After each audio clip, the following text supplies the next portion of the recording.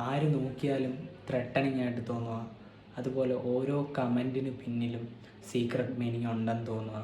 അതുപോലെ എല്ലാവരും ചതിക്കും അല്ലെങ്കിൽ വഞ്ചിക്കും എന്ന് തോന്നുക.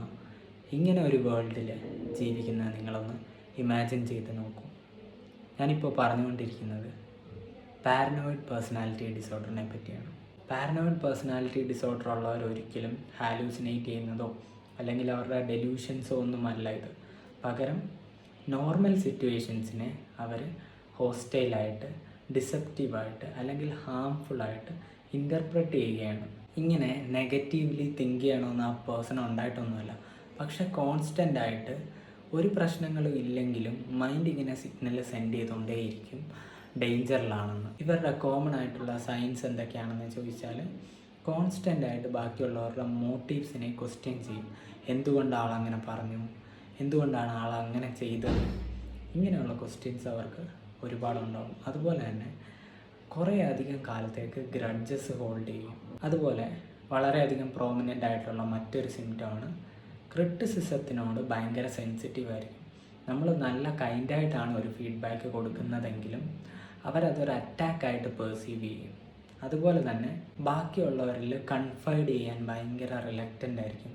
അവരുടെ പേഴ്സണൽ ഇൻഫർമേഷൻ അവർക്കെതിരെ യൂസ് ചെയ്യും എന്നുള്ളൊരു ഡൗട്ട്, എക്സസീവായിട്ടുള്ളൊരു സംശയം അവർക്ക് എപ്പോഴും ഉണ്ടാകും. അതുകൊണ്ടാണ് ബാക്കിയുള്ളവരിൽ അവർ ഓപ്പൺ ആവാനായിട്ട് തയ്യാറാവാത്തത്. പിന്നീട് ന്യൂട്രൽ ബിഹേവിയേഴ്സ് പോലും അവർക്ക് ഹോസ്റ്റൈലായിട്ട് തോന്നും.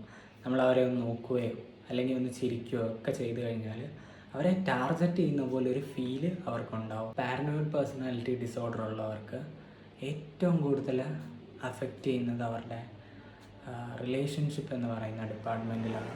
കാരണം അവർക്ക് സ്പൗസിനെ അല്ലെങ്കിൽ പാർട്ട്ണറിനെ ഒട്ടും വിശ്വാസം ഉണ്ടാവില്ല, ട്രസ്റ്റ് ഉണ്ടാവില്ല. അതുപോലെ തന്നെ അവരോട് കൂടുതൽ ക്ലോസ് ആവാനായിട്ട് അവർ ശ്രമിക്കുകയില്ല. ഒരു കൈൻഡ്നെസ് പോലും അവർക്ക് മാനിപ്പുലേഷനായിട്ട് തോന്നും.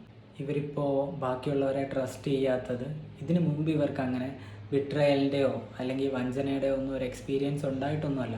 ഇത് ഇവരുടെ പേഴ്സണാലിറ്റിയാണ്. പാരനോയിഡ് പേഴ്സണാലിറ്റി ഡിസോർഡർ എന്ന് പറയുമ്പോൾ ഡ്രാമാറ്റിക് ആവുക എന്നൊന്നുമല്ല. അൺസേഫായിട്ട് ഫീൽ ചെയ്യുന്നൊരു വേൾഡിൽ സർവൈവ് ചെയ്യാൻ വേണ്ടിയിട്ട് അവർ ട്രൈ ചെയ്യുകയാണ്. അവരുടെ ഫിയർ മനസ്സിലാക്കുക എന്നതാണ് ഹീലിങ്ങിൻ്റെ തന്നെ ഫസ്റ്റ് സ്റ്റെപ്പ്.